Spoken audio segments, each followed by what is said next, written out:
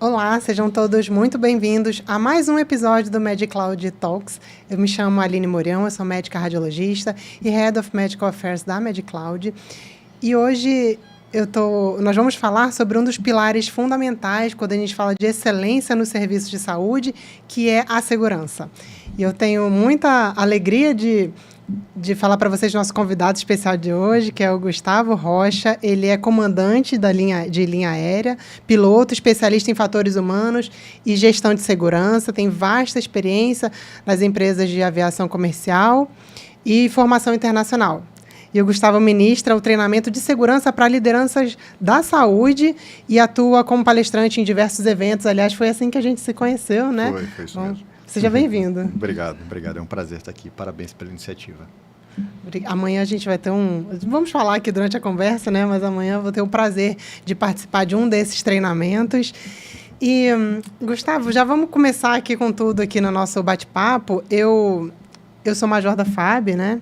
Como a gente estava conversando um pouquinho antes, e tem alguns assuntos que sempre me intrigam, assim, quando a gente fala sobre aviação e a saúde, porque eu, estando num ambiente dentro da aviação, num hospital dentro da aviação, a gente percebe, assim, que no dia a dia da saúde, algumas rotinas que poderíamos usar, assim como na aviação, para garantir a segurança, né, de uma organização que tem um sistema seguro, na prática é difícil da gente implementar, por mais que a gente saiba na teoria, mas na prática é difícil, assim. Então, conta para a gente aqui como funciona, né, transitar entre esses dois mundos e como é que um piloto acaba dando um treinamento para a área de saúde. Conta um pouquinho dessa história para a gente. Bom,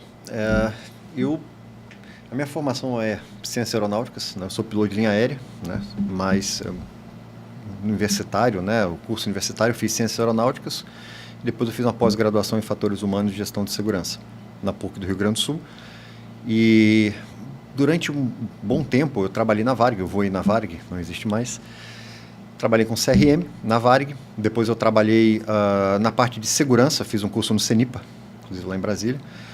Eu fiz um curso de investigador, trabalhei com segurança na Varig, a Varig fechou, eu migrei para a TAM, também na TAM eu me juntei ao grupo de segurança de voo, né, em 2007, após um acidente inclusive que teve em Congonhas. E quando foi em 2010 eu fui para a Azul e me chamaram na Azul, em um determinado momento, para assumir a coordenação do treinamento de CRM.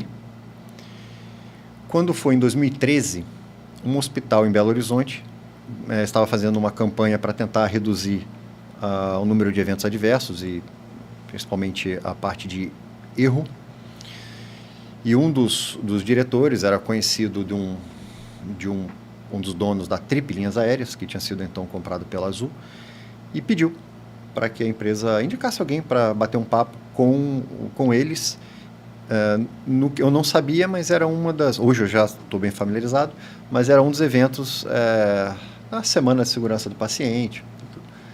E eu fui ministrar uma palestra em 2013. E em 2013 entrei nesse hospital, um hospital chamado Felício Roxo, se não me falha a memória, e ministrei a palestra pela primeira vez. A partir dali outras pessoas gostaram, algumas enfermeiras e médicos assistiram essa palestra e foram chamando, e lá para cá eu não parei mais. Eu comecei a me especializar, comecei a ver como é importante nessa área da saúde, como a saúde ainda carece muito de uma abordagem de cultura justa, uma abordagem de não punitividade, fala sobre liderança, erro. E acho que a gente tem que ajudar a saúde a ser tão segura quanto a aviação, ou melhorar. Eu comecei a levar esse conhecimento de todo esse tempo meu de carreira para a saúde. Interessante, você falou 2013, que foi justamente quando foi criado, né, o Plano Nacional para a Segurança do Paciente. 1º de abril. 1º de abril. Exatamente. Abriu o mês da segurança do paciente. Então, é relativamente recente, mas esse hospital já um pouco à frente aí, né, do tempo, já bem preocupado. Uma época que a gente ainda engatinhava falando da segurança. Eu me formei em 2005. E eu fui ouvir assim, sobre segurança do paciente, eu já estava na FAB, A gente, claro, tinha alguma, mas não assim o termo segurança do paciente, as metas, né? Porque não existia ainda, né? Eram outras iniciativas. Então, bem interessante. Queria que você explicasse o que é, para quem não conhece, não é desse mundo assim da aviação, o que é o CRM? O nome, a sigla CRM significa Corporate Resource Management, gerenciamento de recursos da corporação. É um treinamento cuja ênfase é na coordenação, comunicação, coordenação entre equipes, com o objetivo de operações seguras, o objetivo de você melhorar as operações, torná-las mais seguras, né, eficientes, mas principalmente seguras. O CRM, ele nasceu no final da década de 70, após uma série de acidentes. Durante a década de 60 e 70, ocorreram vários acidentes na aviação mundial, e alguns deles foram ícones, né? Alguns acidentes se destacaram. Mas o que esses acidentes tinham em comum? A maior parte era causada basicamente por questões de coordenação. Até então a indústria não sabia disso. Então, o órgão de investigação americano se juntou com a NASA. A NASA tinha muita expertise do ponto de vista de desempenho humano em situações de alta pressão, risco, questões de comunicação com a Terra, problemas de hierarquia, astronautas que eram militares, outros que eram civis. Então, ela tinha muito conhecimento de como o homem performava nesse meio. E então, a NASA se juntou com o órgão de investigação e começaram a se debruçar sobre aqueles acidentes, né, da década de 60 e 70, principalmente, acidentes de grande porte, com muitas vítimas. Chegaram à conclusão de que o problema não era técnico. O problema era não técnico, era gerenciamento de vários recursos que as tripulações tinham ali disponíveis, né? Como outros tripulantes, como as informações que eles tinham disponíveis, que muitas vezes não circulavam entre eles por barreiras de comunicação, o gerenciamento do tempo, a questão de foco atencional, né? De foco que depois, hoje se conhece como consciência situacional. Então, a NASA chegou à conclusão em 1978, ela apresentou ao mundo durante o workshop, que inclusive eu vou comentar amanhã durante o curso. Então, já está ganhando spoiler do que a gente vai conversar. Ela apresentou ao mundo um treinamento chamado Cockpit Resource Management, gerenciamento de recursos no cockpit, porque até então achava-se que se você treinasse os pilotos, especialmente o estilo de liderança do comandante, você resolvia esses problemas. Até que a história foi mostrando que não era bem assim, e ao longo dos anos nós percebemos que você tem muitas vezes um evento adverso, por exemplo, na saúde, ele nasce muito longe de uma UTI. Ele nasce, às vezes, numa decisão que é tomada nos bastidores, a nível gerencial, quando se opta pela compra de um equipamento mais barato do que um de melhor qualidade, porque é mais caro.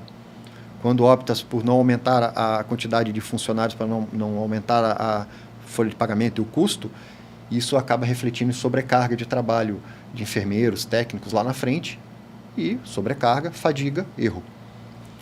Então, isso não tem nada a ver com o centro cirúrgico, isso não tem nada a ver com o cirurgião, isso tem a ver com a corporação, isso é organizacional. A aviação, ela descobriu a mesma coisa. Muitos acidentes na aviação nasciam na confecção da escala de voos dos pilotos. Aquele erro que o piloto cometeu foi causado por fadiga devido a uma escala de voo muito apertada. Por quê? Porque era a cultura da organização. Então, ao longo do tempo, o cockpit migrou para a crew e hoje é corporate. O C de CRM é Corporate Resource Management. Você tem que ensinar todo mundo a importância da gestão de risco, da importância de cada pecinha dessa na organização, ela é tão importante quanto o piloto na manutenção da segurança. Então não é só o piloto que faz esse treinamento hoje em dia. Todo mundo envolvido. Ele é um treinamento obrigatório para a aviação. As empresas aéreas regidas pelo RBAC 121 são empresas aéreas de transporte regular. Elas são obrigadas a ministrar esse treinamento para os seus funcionários, né? E quem? Todos os envolvidos, direto e indiretamente com a atividade aérea. Então, hoje nós temos uma sala de aula, comandantes, copilotos, comissários, os mecânicos, o pessoal da escala de voos, o pessoal do aeroporto, que a gente chama de despachante, que atende os passageiros no avião, o pessoal que faz o balanceamento do avião, todo mundo envolvido. O pessoal que trabalha na parte administrativa, então, gerentes fazem, quem trabalha no centro de controle de manutenção, centro de controle operacional, que ajuda o piloto a tomar decisões. Recentemente eu tive uma intercorrência, tive que tomar uma decisão em voo, algo que apareceu lá, um problema que nós tivemos que resolver, nada sério, mas que demandava uma determinada decisão, e eu tive que entrar em contato com a empresa. E eu falei exatamente com o centro de controle, eu tenho certeza, era um rapaz que já fez CRM. Então, ele trabalha com a gente. Então, é todo mundo. E é anual? Uma vez? Anual. É obrigatório. E é obrigatório. Então, assim, recapitulando, antes de 1978... Isso. A aviação mudou. Era uma atividade, uma organização de risco, e agora é uma atividade segura. Basicamente, a mudança disso aí foi o CRM. Na verdade, a segurança ela mudou ao longo dos anos. Não foi somente o CRM que trouxe essa mudança. Ele trouxe uma lente a mais, ou um ajuste na lente com a qual a gente olhava para a segurança. Então, ao longo dos anos, o foco, vamos dizer assim, a lente com a qual a aviação olhava a segurança, ela foi se ajustando.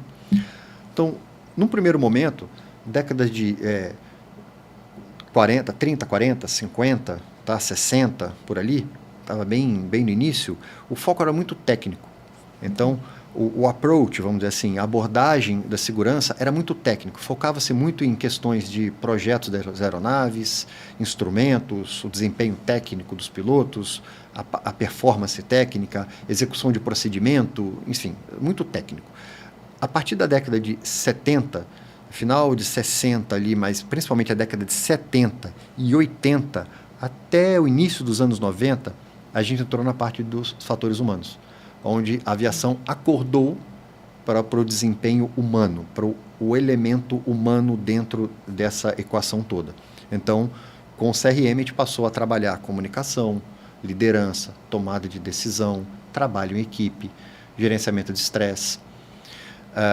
Nós passamos a trabalhar a parte de estilos de liderança. Isso até mais ou menos a década de 90, início da década de 90, ou seja, o CRM ele nasce no final da década de 70, ele vai evoluindo ao longo das gerações até hoje, que é o CRM que nós temos. Entretanto, a partir do início da década de 90, mais ou menos metade da década de 90, ali 95, por ali, aparece uma nova abordagem, que é a abordagem organizacional. Que aí a aviação acorda e percebe o seguinte: o problema não é a aplicação do procedimento, é a parte técnica, como nós achávamos. Nem somente os fatores humanos do ponto de vista individual, o tripulante e trabalhar com o senso situacional dele, a tomada de decisão. Não, nós temos questões organizacionais. E aí o professor James Reason até lança um livro muito interessante chamado Acidentes Organizacionais, Entendendo os Acidentes Organizacionais, onde ele coloca a contribuição da organização, né, em grandes catástrofes que aconteceram, né, como Chernobyl, Bhopal, né, enfim, e assim vai. Então, essas foram as diferentes lentes. O CRM está no meio, mas ele vem até hoje. Porque hoje em dia, o meu trabalho, por exemplo, é muito mais gerenciar sistemas e pessoas do que propriamente pilotar o avião do ponto de vista de coordenação psicomotora. Eu preciso ter uma boa coordenação psicomotora, eu preciso conhecer o procedimento técnico. Tem momentos que me é exigido isso, entendeu? Tem momentos que o piloto automático não vai pousar sozinho, algumas planes eu vou ter que levar o avião na mão, eu vou ter que fazer, vai ser coordenação que a gente brinca na aviação de pé e mão, psicomotora. Mas 90% do meu trabalho é coordenar pessoas e sistemas. Que esse treinamento de habilidade não técnica é no CRM, claro que deve ter um treinamento de habilidade técnica. Exatamente, também, né? Os dois se complementam. No CRM nós vemos as habilidades não técnicas. Habilidades não técnicas, como são essas que eu falei, comunicação, tomar decisão, elas complementam as habilidades técnicas, não substituem. Você tem que conhecer o avião, ser um bom piloto, tecnicamente competente, não substitui. Que é o mínimo, né? É o mínimo. É o que se espera de você. Mas se aprendeu que só isso não basta. Então, as habilidades não técnicas, elas complementam. E o que você acha que na saúde, na medicina, a nossa formação, sem dúvida, é muito técnica, né? ainda, assim, digo na graduação, até na residência médica. Mas o que você acha na prática, assim, já com essa tua experiência? O que a gente precisa fazer, assim, na saúde? Acho interessante que a saúde, ela trabalha com o humano, né? O ser humano. Mas é interessante, é uma contradição, porque às vezes ela esquece que quem trabalha com o humano também é humano. Então, é uma questão cultural. A saúde, a aviação, ela não atingiu os níveis que ela atingiu hoje em 10 anos. Eu estou falando, quantas décadas eu estou falando aqui, né? E eu falei que o CRM, por exemplo, o treinamento de fator humano, mais assim. A Sociedade Internacional de Fator Humano e Ergonomia, que era um outro nome, não vou entrar em detalhes, mas ela surgiu ali como entidade mesmo em 1957. Então a gente, olha quanto tempo a aviação ela vem, isso não tem nada a ver com a aviação, isso é para todas as indústrias, mas olha quanto tempo a aviação vem trabalhando essa questão de segurança, fator humano, enfim. Então não é da noite para o dia. A saúde também não vai fazer isso da noite para o dia, vai levar um tempo, são realidades distintas, mas basicamente nós vamos ter que trabalhar muito a parte de cultura, a questão de cultura. Existem elementos culturais na saúde que, se de fato nós queremos dar um passo à frente, nós vamos ter que, com muita maturidade, a saúde vai ter com muita maturidade, parar e olhar nos seus olhos no espelho e descortinar algumas questões, alguns dogmas, algumas coisas, vão ter que falar, bom, então vamos lá, então vamos olhar. Fadiga é uma delas. Então, a fadiga é quase que o residente é quase que um rito de passagem, né? Durante a residência, quase morre na residência dele. Se ele não sentir fadiga, se ele tiver que dormir no hospital 36 horas, eu desafio qualquer um me dizer que depois de 36 horas trabalhando no hospital você ainda está apto a fazer uma cirurgia. Eu mostro com dados científicos. Então, assim, por isso que na aviação nós temos um programa chamado de gerenciamento de fadiga, que é estudo científico. A nossa legislação, ela limita a minha carga de trabalho por lei. Eu tenho um limite de jornada de trabalho, dependendo do tipo de tripulação que eu tenho, quantos tripulantes nós temos a bordo, dependendo do momento que eu me apresento para voar. Se eu me apresentar às 6 horas da manhã, eu posso trabalhar muito mais do que se eu me apresentar para trabalhar às 9 horas da noite. Porque 6 horas da manhã eu estou o dia todo. É a hora que eu tenho que estar acordado. A minha atenção está no pico. Eu estou no meu relógio biológico, no ciclo circadiano, eu estou dentro do horário ok de trabalho. Às 9 da noite, não. 3 da manhã. Então, a aviação então começou a trabalhar a fadiga e, por exemplo, reduziu a minha jornada de trabalho. Como é que nós fazemos isso na saúde? Como é que você vai falar que não dá mais fazer esse plantão de 36 horas? Olha a quantidade de coisas, de variáveis que estão envolvidas aí. Para começar, a financeira. Então, eu queria poder voar 12 horas, 6 horas depois voar mais 12. Eu ia adorar. Eu ia ganhar muito mais do que eu ganho. Só que eu não posso, a legislação não permite. Por quê? Porque a história mostrou que fadiga mata. Interessante essa situação da cultura. Eu até lembrei de uma ocasião. Eu sempre conto essa história porque realmente foi impressionante para mim. Eu fui convidada para fazer um voo, 40 anos, era a comemoração de 40 anos da mulher na FAB. Tá. E aí a gente ia fazer um voo de Black Hawk, que eu nunca tinha voado de Black Hawk, e eu imaginei que a gente ia sobrevoar o Encontro das Águas, ia descer na formatura, então eu fiquei super empolgada. E eu de branco, né, da saúde, tinha várias mulheres, cada uma com um uniforme. E a gente chegou lá, a gente teve o briefing com o mecânico, se não me engano, assim, reuniu a equipe inteira, o piloto estava lá, o copiloto, ou seja, era uma pessoa mais moderna, vamos dizer assim, ensinou tudinho pra gente, todo mundo ouvindo o briefing. E a gente treinou ali colocar o cinto, a gente ensinou como é que a gente ia subir, onde é que ia... Então, tá. Depois que a gente entrou, foi o checklist, eu percebia que um checava, é uma coisa redundante, né? Um checava, outro checava. E aí eu fui olhando, gente, já tá quase na hora da formatura. Resumo da história. A gente ficou dentro da base aérea, a gente não saiu. A gente levantou do lado da pista e desceu na formatura. Assim, não durou 5 minutos o voo. E 30 minutos de checklist. E aquilo eu fiquei impressionada, que eu falei assim, olha, se a gente vai trazer isso aqui para a saúde, então, pera lá, você vai fazer, uma cirurgia, você não pode falar assim, uma cirurgia simplesinha, a gente tende a minimizar, né? Vai dar certo. O piloto acha, isso aqui pode dar errado, né? A aviação, vamos fazer tudo para que não dê errado, porque eu posso falhar, o sistema, enfim. Na saúde, não. A gente ainda pensa, no geral, assim, não vai dar certo, né? Mas se der errado, dá para quem? Exatamente. Então, assim... Quando der errado, dá para quem? Eu fico pensando, quando é que a gente vai checar meia hora de checagem para fazer 10 minutos de cirurgia, sabe? Quando é que a gente vai fazer um sistema redundante? Um checa, outro checa, todo mundo envolvido ali. Eu estou dando exemplo de cirurgia, que acho que é mais fácil, tem né, cirurgia segura. Sim. O cirurgião, o instrumentador, todo mundo ali treinado, né? Checando realmente aquilo ali. Porque até hoje a gente vê, né? Instrumento dentro da barriga. Assim, até hoje eu sou radiologista. Tem um checklist que foi criado em 2009, não é isso? Foi isso em 2007, a OMS ela fez um estudo, né, entre 2007 e 2008, né, e nas regiões do mundo ela aplicou esse checklist, ela conseguiu uma redução muito grande, tanto em óbitos quanto em complicações pós-operatórias, e foram mais de 4 mil pacientes acima de 16 anos não cardíacos. E ela fez um estudo e ela até que chegou à conclusão de que existe uma ferramenta fantástica chamada checklist, que pode ser aplicada antes de você induzir anestesia, antes de você cortar e antes de liberar o paciente do centro cirúrgico. Com itens que são importantes, não está ensinando ninguém a operar. O checklist não serve para ensinar o piloto a voar, muito menos ensinar o cirurgião a operar. Não é isso.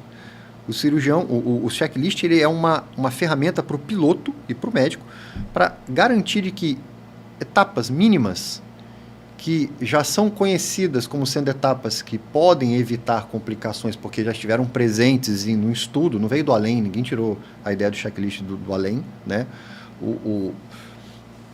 Aquilo ali evita, por exemplo, inclusive a última parte do checklist, que tem a contagem de materiais, evita que você deixe uma agulha, você deixa uma pinça, deixa por exemplo, uma atadura, uma gaze, enfim, compressa. Você deixa uma compressa dentro de um paciente.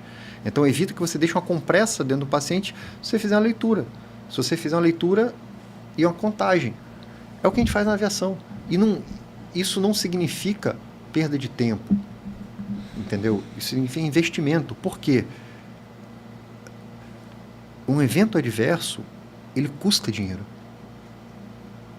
Ele custa, às vezes é um paciente que volta para o leito, que ocupa o leito porque não pode ir embora, às vezes é um paciente que volta para um UTI, às vezes você tem que abrir o paciente de novo, fora as questões não mensuráveis, você tem a perda de confiança na instituição e no sistema, porque às vezes teve um problema, entendeu? Então, a segurança, essas questões, essas ferramentas, como você falou, elas trazem economia.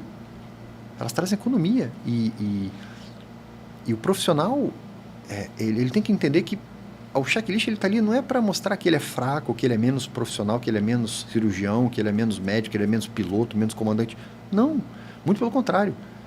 A gente hoje na aviação, eu ainda peguei uma época que tinha pilotos que não gostavam de usar checklist e não liam checklist.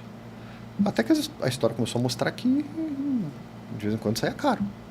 Só que saía caro para ele que não lia o checklist. Então, as gerações vieram, né, se sucedendo e hoje em dia, não ler o checklist hoje, pelo menos onde eu vou, nas empresas brasileiras, eu diria, é uma coisa, é uma aberração. Não ler hoje. Entendeu? Então, é uma coisa impensável a gente não ler o checklist, entendeu? Então, o colega vai, vamos ler o checklist. Às vezes acontece, quando a gente ainda não leu o checklist antes da partida, né? Eu falei, obrigado, cara, isso aí, vamos ler, pega aí. Antes da partida, tá no chão ali. Aí o copiloto me lembra. Entendeu? Então é isso, ele não tem que ter medo de me lembrar. Entendeu? É isso que... Mas isso são questões culturais que a gente estava conversando no início. E são coisas que a saúde vai ter que caminhar aos pouquinhos, entendeu? Trabalhar os líderes. Cultura é de cima para baixo. Exato. A única coisa que é de baixo para cima é motim. Cultura é de cima para baixo, então tem que trabalhar a liderança. Se o líder é o exemplo, todo mundo segue. Seja lá qual for o exemplo. Verdade. E isso que você falou aos poucos, né? Eu comecei a me interessar, a estudar a qualidade, né? E aí você quer mudar de modo... Assim, você tem aquela vontade... Peraí, a gente sabe qual é a resposta, como é que se trata, né? Esse problema. Então, se a gente tem uma vontade, mas eu também, ao longo do tempo, assim, maturidade também... É formiguinha, né? Como a gente fala. É formiguinha. A vontade que dá, assim, ligar um botão, assim, ó, pronto, agora a gente trabalha dessa forma. Mas não é. E eu fico, assim, abismada. Você falou 2009, checklist de cirurgia. Como é que até hoje a gente vê... Eu pego, assim, não é raro. Você pega um corpo estranho dentro de um paciente. Sim. Você fala, meu Deus, assim... Porque se você faz o procedimento correto, isso não vai acontecer. Você vai detectar antes. A gente não está falando que não vai existir, mas você vai detectar, você vai resolver antes de virar um problema maior, né? E assim, falando sobre checklist, especificamente, eu acho interessante porque o checklist ele nasceu em 1935, após um acidente com uma fortaleza voadora, que era um B-17, era um bombardeio americano. A Segunda Guerra Mundial começou em 1939. Em 1935, durante um voo de teste, os pilotos de prova, que eram pilotos muito bons, com o único protótipo que tinha daquela aeronave, o único avião construído, eles esqueceram de tirar uma trava que tinha de comandos que a gente coloca em algumas situações, que é para evitar que o vento à noite o vento bata aqueles comandos que tem na asa do avião e acabe danificando. Então, eles colocam uma coisa chamada gust lock, trava de rajada. E aquilo trava os comandos de voo. Se você não tira aquilo, você não consegue pilotar o avião. E eles não tiraram, decolaram, caíram e morreram. Os pilotos morreram, a tripulação morreu e perderam o avião. Parece, mas como não tiraram? Porque até então a aviação não conhecia checklist. Era uma atividade que estava começando, então os aviões eram pequenos, então, só que eles começaram cada vez mais a ficar mais complexos, as atividades, os sistemas começaram a ficar mais complexos, com suítes, sequência de coisas para serem feitas, mas até então era tudo feito de cabeça. Esqueceu de tirar, não lembrou, era tudo de cabeça. Nesse momento a Boeing falou, olha, nós precisamos escrever alguma coisa mínima para os pilotos não se matarem e a gente não ter um acidente. 1935, nasceu um checklist. Entendi. Vamos para 2009, aparece o checklist de cirurgia segura. 2009. Os astronautas já usavam checklist na Apollo na década de 70. Por que a gente não vai usar? Eu estava indo para o aeroporto esses dias e encontrei um rapaz no elevador. Era um técnico arrumando o elevador. Um rapazinho arrumando o elevador, esperando o elevador chegar. Eu falei, ei, tudo bem? Eu falei, você que vai arrumar o elevador, né? Aí eu perguntei para ele, como é que vocês fazem? Não, fazendo manutenção. Tá, e como é que você sabe que tem que ser feito? Não, nós temos um checklist. Eu falei nada com ele. Ele falou, não, eu tenho um checklist, que nós lemos esse checklist, eu faço as verificações, isso fica documentado na empresa.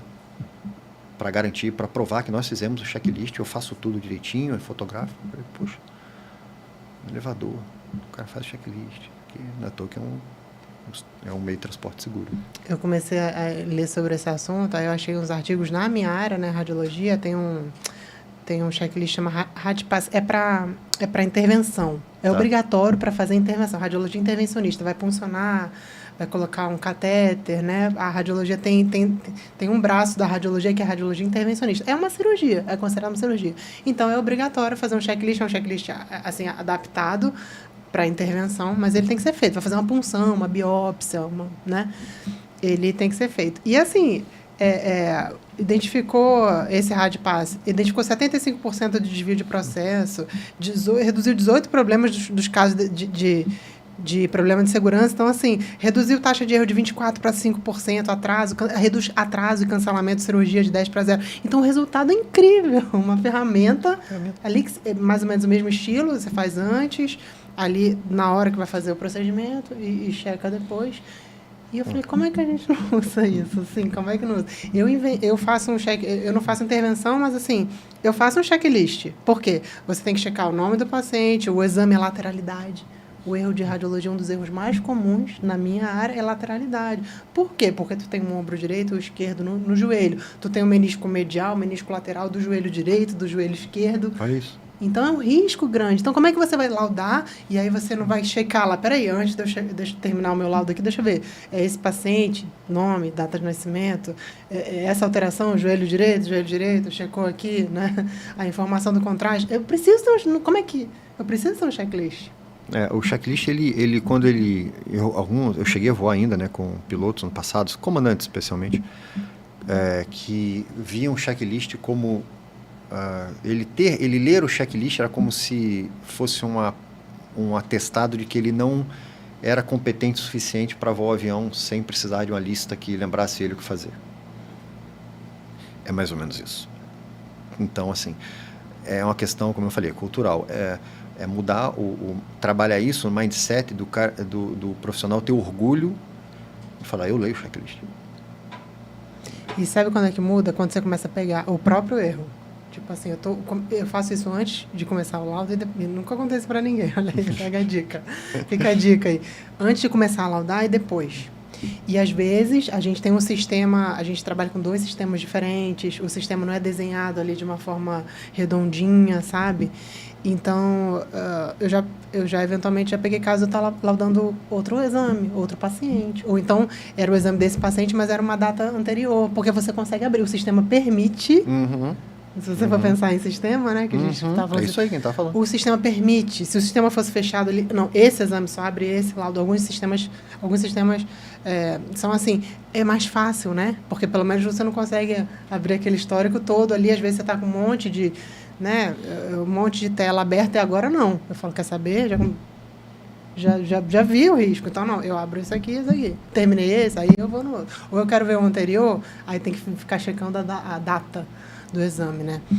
Isso daí eu tô falando de outros sistemas, né? Porque o sistema da MedCloud, assim, a gente tem o foco ali para qualidade, para segurança, enfim, várias novidades aí que a gente vai lançar na JPR.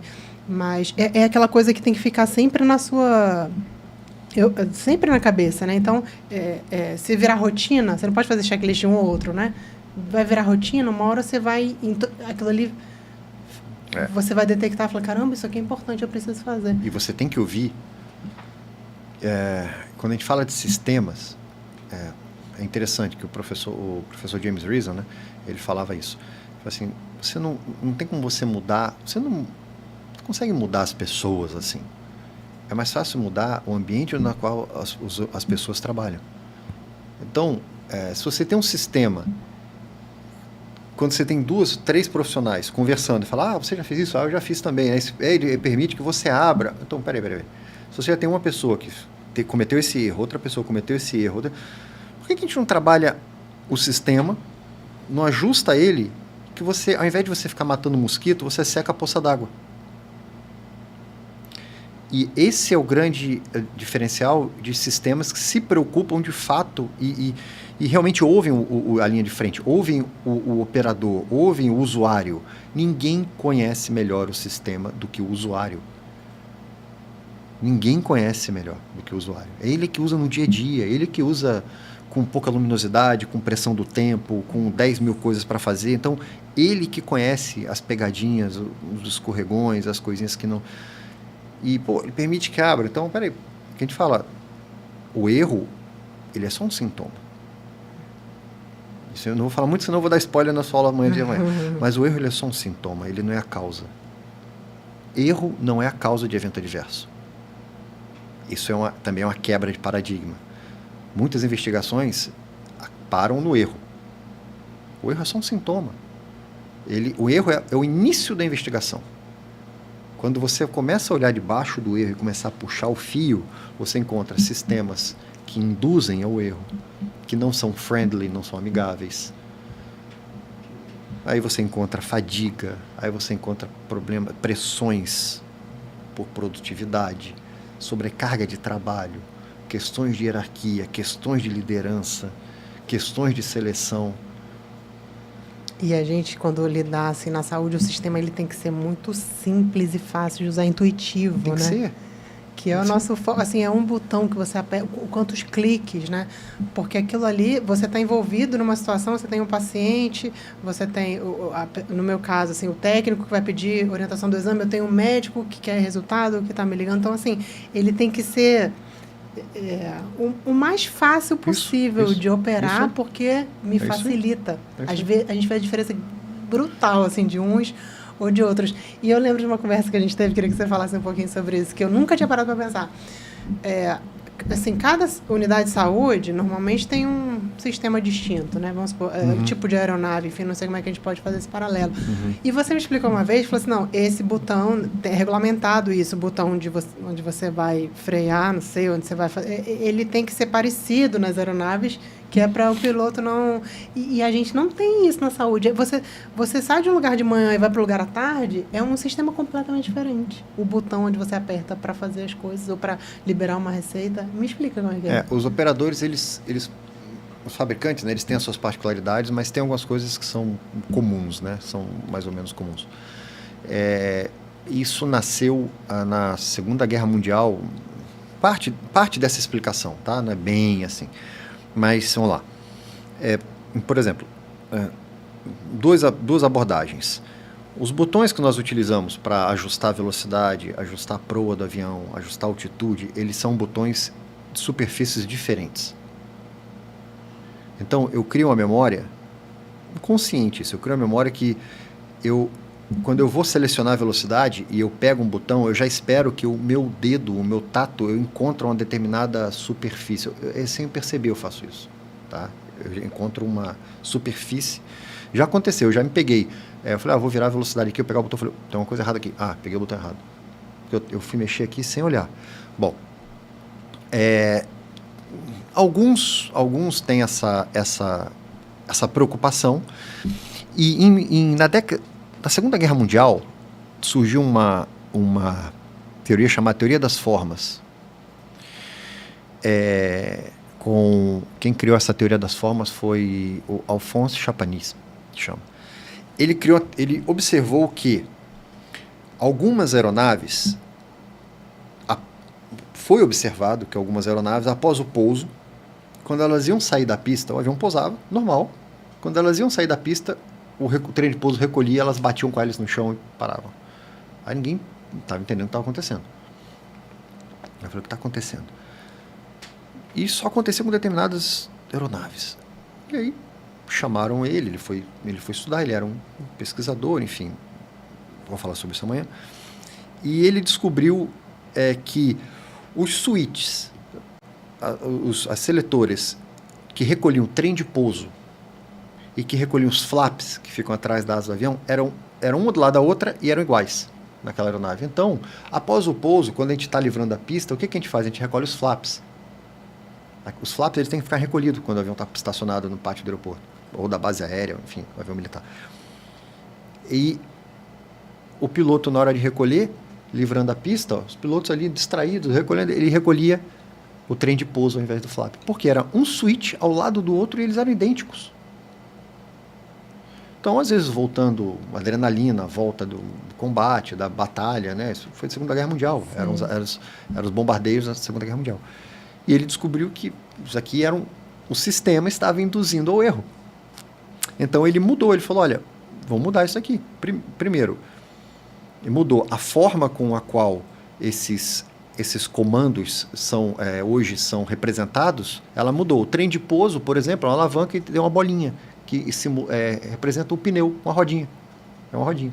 E o flap, normalmente, em todos os fabricantes, pelo menos que eu conheço, ele tem a posição de parece uma alavanca assim, que lembra um pouco uma asa, um aerofólio. Em alguns aviões tem mais, outros menos, mas o formato delas são completamente diferentes, os dois formatos, e elas estão distantes uma da outra. O trem de pouso está no painel na frente do avião, ali no painel na frente dos pilotos, inclusive está ao alcance dos dois pilotos, por razões óbvias, que se um passar mal, o outro pode abaixar o trem de pouso, e os flaps estão no console central e tem um outro formato. Acabou. Você não tem mais problema. Eu acho isso muito interessante. Fico pensando assim, será que eu ainda vou viver para ver isso na saúde? Sabe, assim, tudo planejado como tem que ser feito, assim, de uma forma a facilitar o nosso dia a dia, eu acho que vou, tenho esperança, sou entusiasta. Eu queria voltar um pouquinho no fatores humanos, que também é um assunto muito interessante. Ano passado, eu dei uma aula na Jornada Paulista de Radiologia e era esse tema, fatores humanos, né, na radiologia. E aí, os artigos, porque você falou que no piloto você tem a fadiga, vocês sabem exatamente o cargo horário que permite, né, daquele dia o cálculo e tal. Só que na saúde, os estudos, eles são controversos. Tem estudo, obviamente, uma jornada acima de 24 horas é um pouco consenso ali que prejudica o trabalho noturno, o residente, porque, obviamente, é um médico em formação, né? Ele precisa estar 100% do tempo dele assessorado por né, por um médico experiente. Então, essas coisas são padronizadas, vamos dizer assim. Mas, por exemplo, eu vi um artigo, que agora não vou lembrar a referência, mas era assim, uma jornada de 6 horas teve mais risco do que uma jornada maior. Aí a justificativa, a hipótese foi porque em 6 horas você ainda não conseguiu conhecer muito bem aquele paciente. Então, talvez uma jornada de 12, uma jornada, sei lá, 18, tem os estudos que falam de 18.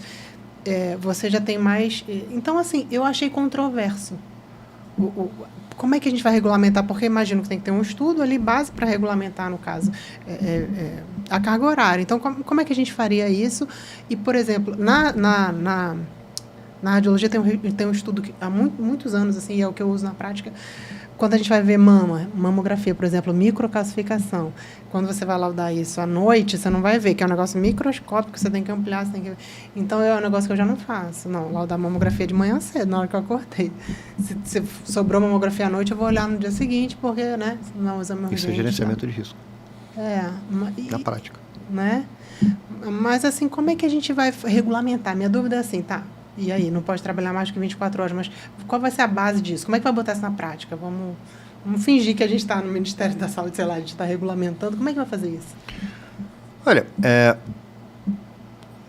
existe um voo, por exemplo, hoje, voos. Nós temos na aviação já há décadas, nós temos voos de 14 horas, 16 horas. Tem voos hoje previstos para durar quase 20 horas. Já tem projetos de aeronaves que estão sendo, inclusive, desenvolvidas e o projeto dela já prevê isso daí, a aeronave da Airbus, vendo questões de fadiga, de descanso das tripulações. Como é que eu faço um voo hoje, por exemplo, para Paris, que dura 12 horas? Eu não fico 12 horas na cabine. Ninguém vai ficar 12 horas com o paciente. Então, assim...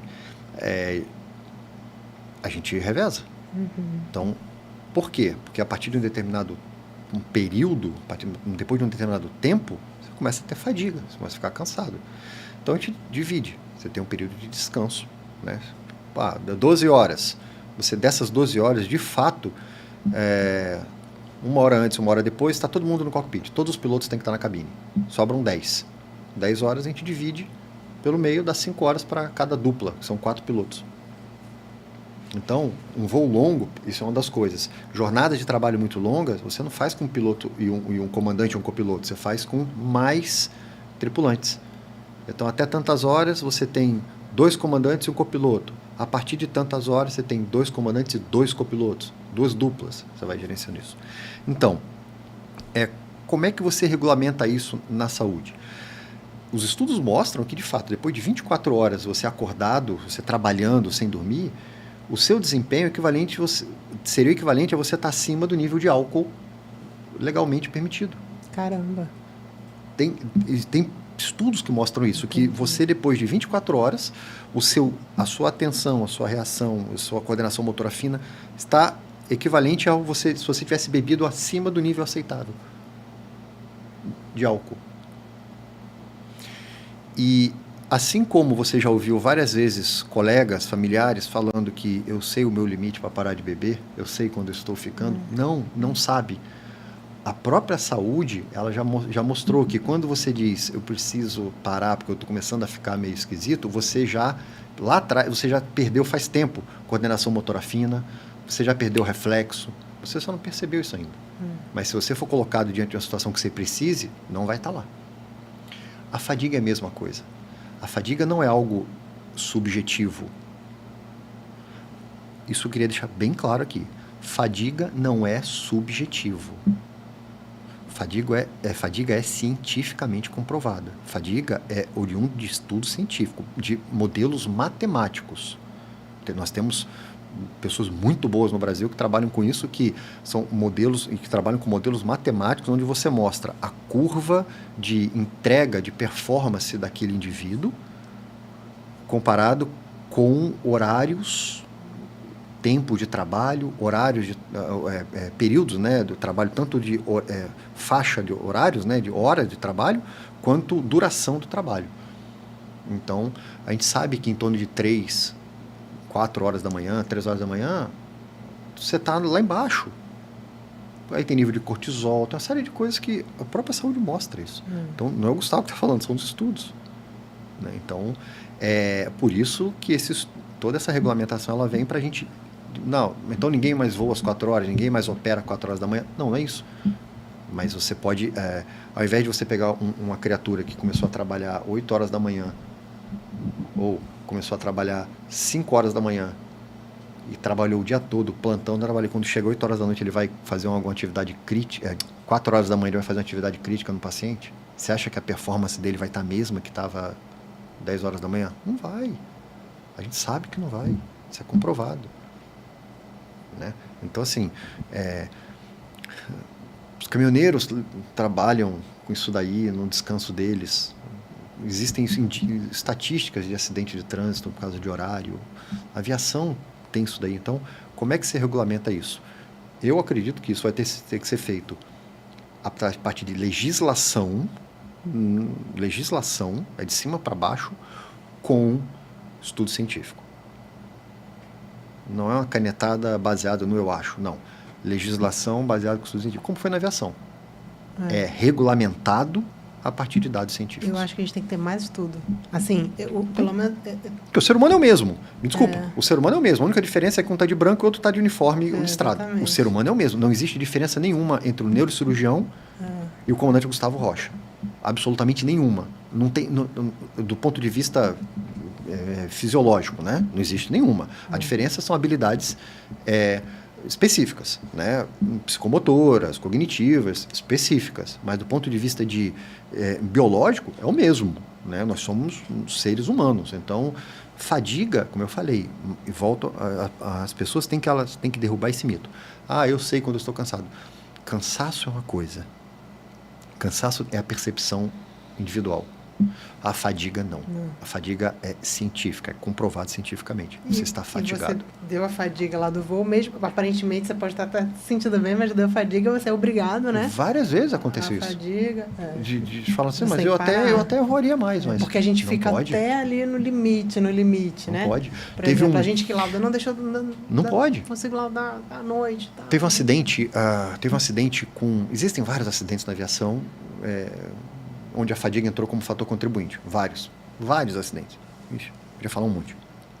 Mas tem um que nós falamos muito no treinamento CRM, quando a gente fala sobre fadiga.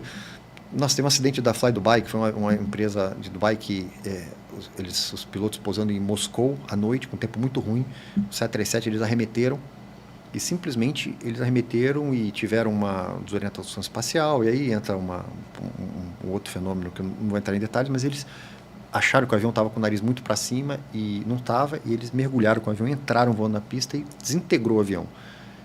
A investigação levantou como um dos fatores contribuintes para fadiga.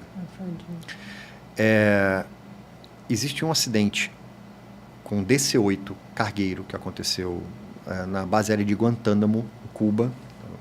No território de Cuba, você tem uma base aérea americana lá, e esse avião cargueiro estava chegando. E o procedimento é meio apertado para pouso. É um procedimento meio sem vergonha.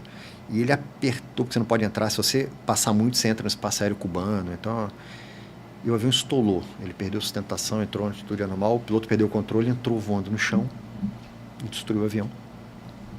Milagrosamente, lá por questões dinâmicas do acidente, ele não morreu. Tá? Ele sobreviveu. Eu não sei se o copiloto sobreviveu também. Era cargueiro, não tinha passageiro. A questão, onde é que eu quero chegar com isso? É que foram entrevistar ele. E ele simplesmente não lembrava o que tinha acontecido. Ele estava tão cansado anteriormente que ele falava coisas, e ele falou coisas que ele falou, não lembrava. Ele não lembrava onde é que ele estava, ele não lembrava que ele estava voando. Ele lembrava, ele tinha... E a investigação diz que não necessariamente aquilo ali tem a ver com amnésia pós-traumática, aquela coisa. Não.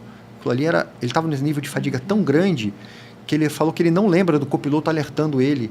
O copiloto alertou ele, olha a velocidade, vai. Ele não lembra. E de onde veio essa fadiga? eles fizeram um voo com passageiros. Em um determinado momento na chave, no roteiro dele, eles mudaram para um voo com carga. E a legislação, ela permitia que o voo de passageiros se voasse até determinadas horas, tantas horas, mas o de carga pudesse voar muito mais. O jeitinho, né? Teve um acidente e aí, isso aí mudou a legislação. Um acidente do Cougar Air, que foi um acidente que a menina, até com a menina foi famoso isso daí também, onde a menina, eles pegaram um gelo, não sei o quê, e as reações dela, na hora que deu o problema, foram reações que, quando a investigação foi estudar, falou assim, cara, essa menina estava acordada desde tal hora, ela morava em tal lugar, ela voou, ficou dormindo no negócio da empresa, ela estava fatigada. Entendi.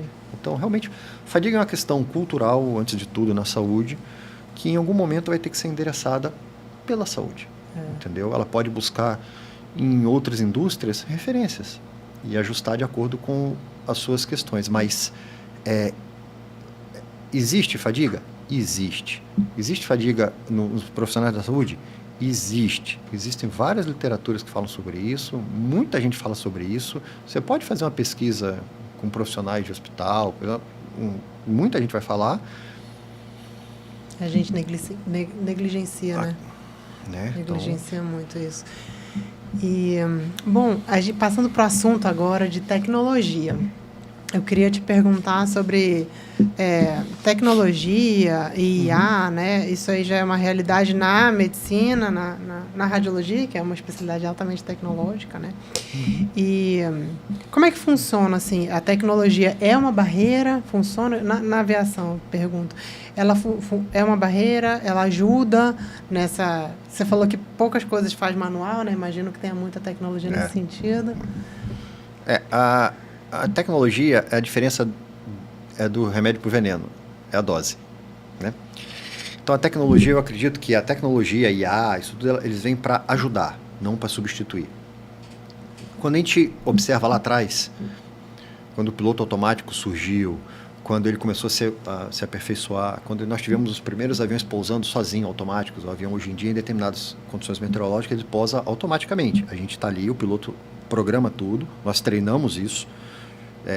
É uma certificação que é específica, especial, nem todo piloto tem, mas é uma certificação que os aviões de grande porte, a aviação executiva, algumas aviações de executiva de ponta, né? Os pilotos têm essa certificação. E onde o avião posa condição 0-0, você não vê nada e, enfim, o avião posa sozinho. Mas o piloto está ali. Eu entendo que a tecnologia ela veio para ajudar. Diminuir a carga de trabalho. Tirando a carga de trabalho, melhora, né? Você deixa você faz com que o ambiente seja, digamos assim, que o piloto consiga dar conta, até na questão de processos cognitivos para gerenciar aquilo ali. A tecnologia hoje, por exemplo, ela existe de forma a inibir determinados alertas do piloto durante uma decolagem, que são alertas que não são importantes para mim naquele momento. Deu uma pane no sistema de ar-condicionado. Não me interessa, eu estou correndo na pista, eu não quero saber que deu uma pane. Eu quero saber como é que está o motor, como é que está, entendeu? Se o motor, o sistema hidráulico, como é que estão as coisas. Então, a tecnologia, ela entrou. Os sistemas, eles entraram para ajudar. Eles, por exemplo, isso é muito bom. Ajuda a gente a performar melhor. Só que, como você programa experiência? Como você programa hora de voo, experiência no cockpit, tempo de voo, tempo de cockpit, tempo de centro cirúrgico, tempo de UTI? Como você programa a experiência, a vivência? Não tem como programar a vivência. Aquilo que a gente pega no dia a dia, e aí a gente iria para o lado de tomada de decisão, a parte de consenso situacional, que influencia na tomada de decisão, e o processo de formação da consciência situacional, existem várias teorias, mas o que normalmente a gente aborda, pelo menos eu abordo nos treinamentos, e eu sei que algumas empresas abordam também, na aviação, a consciência situacional é formada por 3 níveis: perceber, entender e antecipar. Perceber os elementos que compõem a determinada situação de espaço e tempo, entender o que significa aquilo e antecipar o que pode vir a partir daí. Você usa isso na tal da direção defensiva no trânsito. Você está dirigindo, você não está olhando para o carro na frente, você está olhando para 2 carros lá na frente. Se a luz de freio do segundo carro acendeu, você já segura. Você está vendo que aquele ônibus está do lado, vindo para cá, ele não deu a seta ainda e tem um espaço, eu falei, esse cara vai meter um ônibus na minha frente. Isso chama-se consenso situacional. Você percebeu o ônibus vindo, você entendeu que ele tem um espaço para ele, você antecipou, esse cara vai me fechar. Isso é consenso situacional. Bom, perceber tudo que acontece, entender aquilo, faz parte de um processo consciente, e tudo que você vivencia fica guardado no seu subconsciente. Tudo aquilo ali que você vivenciou. Um dia eu vi acontecer isso com alguém, um dia aconteceu isso comigo, um dia que eu vi num treinamento, um dia alguém contou um negócio, foi guardado. Só que isso daí é no sistema, não é consciente. Senão você ficaria louco, né?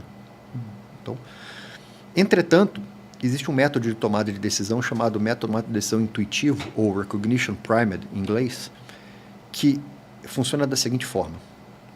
Esse método é utilizado quando o risco é alto e o tempo é curto. Sully, do Rio Hudson, por exemplo. O risco é muito alto e o tempo é curto para tomar decisão. Não dá para você juntar todo mundo e falar, vamos tomar uma decisão, o que vocês acham? Quando a gente vai fazer um projeto no hospital. Você pode fazer isso numa reunião, alguém pega um cafezinho. Não. É quando um cirurgião está com o paciente aberto e aparece uma coisa inesperada. Descobre alguma coisa ali inesperada. O risco é alto, aparece uma hemorragia, rompe algum vaso, alguma coisa. Uhum. E aí?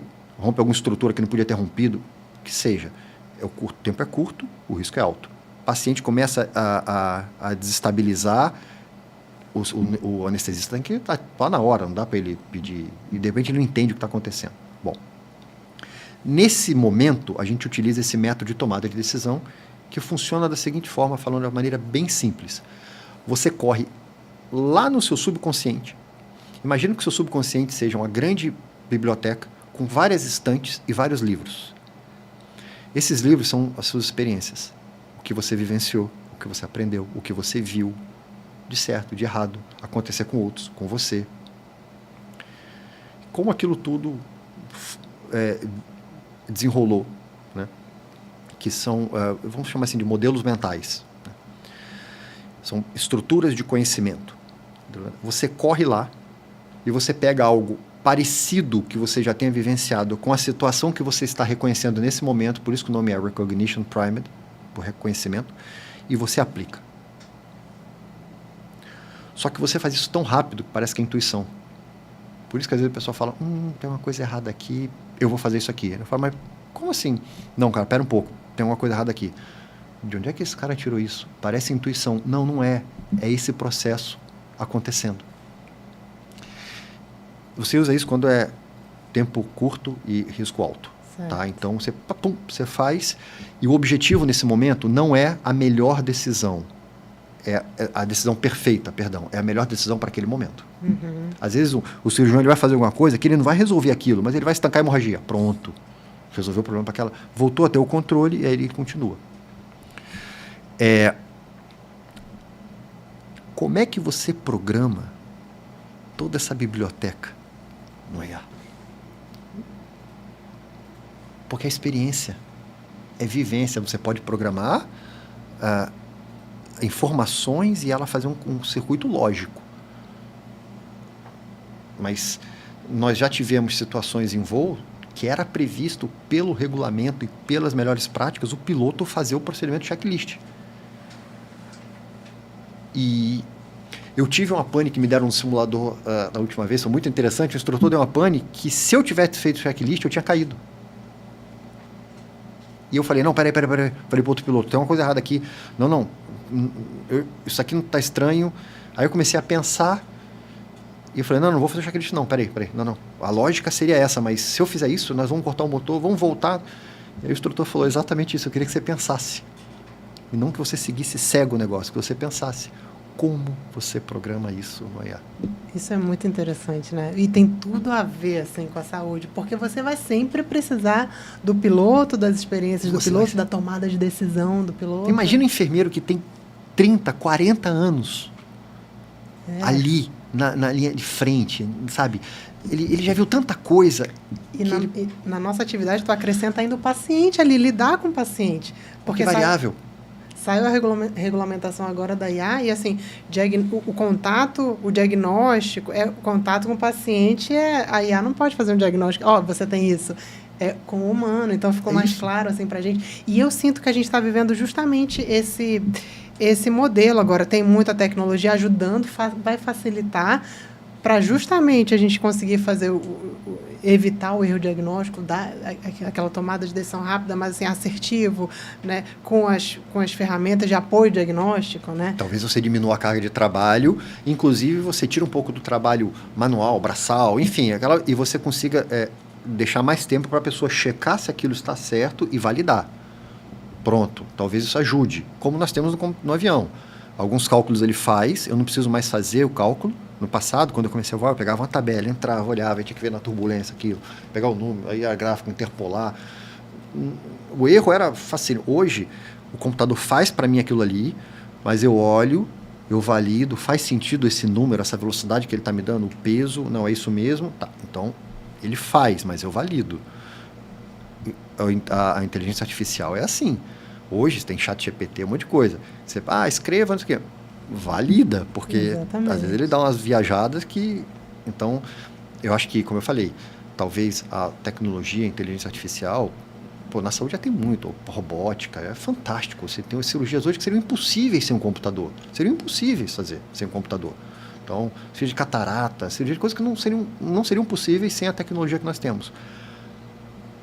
Mas eu ainda acredito que pelo menos eu vou embora desse planeta e eu não vou ver ainda, eu ainda vou continuar vendo o homem por trás do processo. Eu concordo. Seja na aeronave, seja no centro cirúrgico, seja no atendimento, na assistência direta ao paciente. Eu concordo 100%. Na radiologia a gente tem IA para acelerar, fazer o exame mais rápido, para a resolução ficar melhor, isso antes, pré-exame, né? Durante o exame, tem IA e pós-exame é o que a gente mais usa. Por exemplo, hoje em dia, na plataforma da MediCloud, eu clico lá num botãozinho laranja, que é bem fácil de usar, e ele me dá um resumo do paciente, dos exames que aquele paciente fez. Imagina, sei lá, eu dar um exame sem saber a história pregressa. Então, ele dá um resumão, aí eu já vejo, então esse nódulo que eu estou vendo aqui já tinha nesse exame aqui. Aí eu abro o exame de lá, porque aí eu quero ver cara crachá.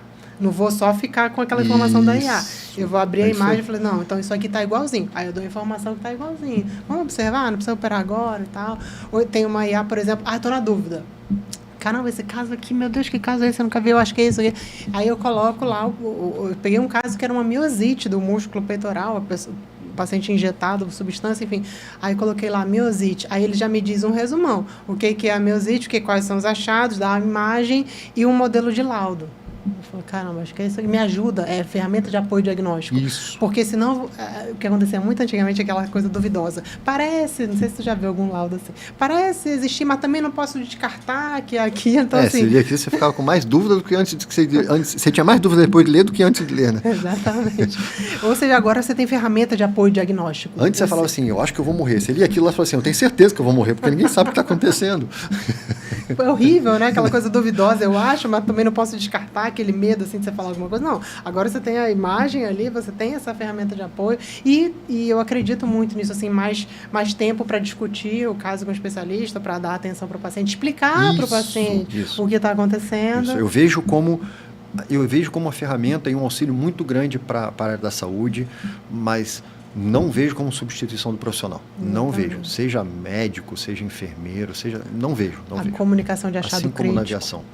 Assim, eu vi um achado crítico aqui, o paciente, sei lá, apendicite, ele tem uma gravidez tubar rota. Eu preciso comunicar isso daí, porque justamente quando a gente faz toda a diferença, né, na vida de um paciente, um radiologista que está lá escondidinho na sala de laudo, mas faz toda a diferença essa comunicação no tempo apropriado. Bom, já passamos aqui de 1 hora do nosso previsto aqui. Eu queria muito agradecer a você que ficou aí acompanhando a gente. O assunto é super interessante, ficaria mais 1 hora aqui falando sobre aviação, sobre medicina, sobre radiologia, mas eu acho que o recado foi dado, né? O Gustavo falou para a gente aí sobre segurança. O que importa que na segurança a gente precisa trabalhar a cultura, precisa ter um olhar ali para a questão da fadiga, né? A gente precisa transcorrer aí, talvez demore alguns anos para a gente um dia chegar no nível da aviação, mas a gente já pode ir trabalhando isso, né? cultura, processos, habilidades não técnicas, comunicação, quem sabe um treinamento ali no nosso serviço, né? Não só de habilidade técnica, mas de não técnica, realmente é muita coisa ali que a gente precisa fazer e continuar fazendo assistência, né? Mas eu acredito muito que programar ali, pensar que a gente precisa investir realmente, a gente vai colher frutos a longo prazo, mas vai colher, precisamos começar. Eu fico muito feliz assim, de poder falar sobre isso, né, poder te receber e de também fazer esse trabalho na MedCloud, eu médica dentro de uma empresa de saúde, justamente para dar esse olhar, né, de quem está lá na linha de frente. Às vezes eu junto vem cá, o que vocês acham do sistema? Vamos melhorar? Então a gente tem essa mentalidade da tecnologia que eu acho sensacional, de melhoria, o tempo todo melhorando, né, para ficar bem redondinho. Bom, e é isso. Eu queria te agradecer mais uma vez a disponibilidade. Fiquei muito, muito feliz assim, com a sua presença. A saúde, a gente começou falando sobre a parte humana do que a saúde cuida, mas também tem o humano que cuida do humano. E em coisas que eu acho que a saúde vai ganhar muito se ela trabalhar muito em relação à cultura, e que aí eu deixo uma mensagem final, mas eu deixo uma reflexão. Primeiro como humano você vai errar. O médico erra, o enfermeiro erra, o piloto erra, o comissário erra, o mecânico erra, o advogado erra, todo mundo erra. Mas eu não posso errar, mas você vai errar. O problema não é evitar o erro. Antes de você se preocupar com evitar o erro, preocupe-se em entender o erro, que ele vai acontecer. Então, derrube culturas punitivas, de apontar, de julgar, de punir. Substitui punição por entendimento, para criar um ambiente de segurança psicológica, para que as pessoas possam falar sobre o que está acontecendo, sobre as suas dificuldades, sem medo, e assim a gente conseguir entender onde é que estão os problemas e trabalhar os problemas. Quando as pessoas têm medo, elas jogam para debaixo do tapete, só aparecem as falhas simples, as falhas graves não aparecem, os indicadores mostram que nós continuamos tendo os mesmos problemas, e na verdade o problema é muito mais sério, mas as pessoas não falam porque têm medo, e não tem medo porque você pune. Então, substitua punição por aprendizado. Isso vai fazer com que as pessoas fiquem mais tranquilas, os problemas de fato apareçam, possam ser trabalhados, as informações surjam, e prevenção só se faz com informação. E aí você vai conseguir de fato fazer prevenção.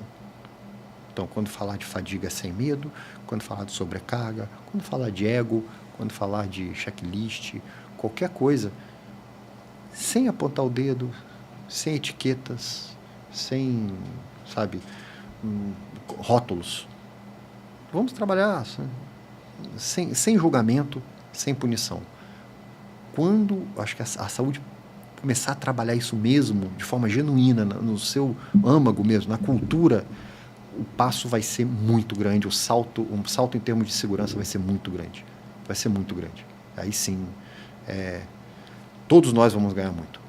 Perfeito, porque você falou também é um problema nosso, né? A gente precisa, eu também, representante aqui da classe médica, eventualmente a gente tem dificuldade do médico se envolver na questão de qualidade, mas é um problema nosso, não é da enfermagem, não é da equipe de qualidade. A gente vai conseguir mudando a cultura e todo mundo envolvido nesse procedimento. Todo mundo, corporate. Isso aí. Todo mundo. Muito obrigada. Eu que agradeço, obrigado.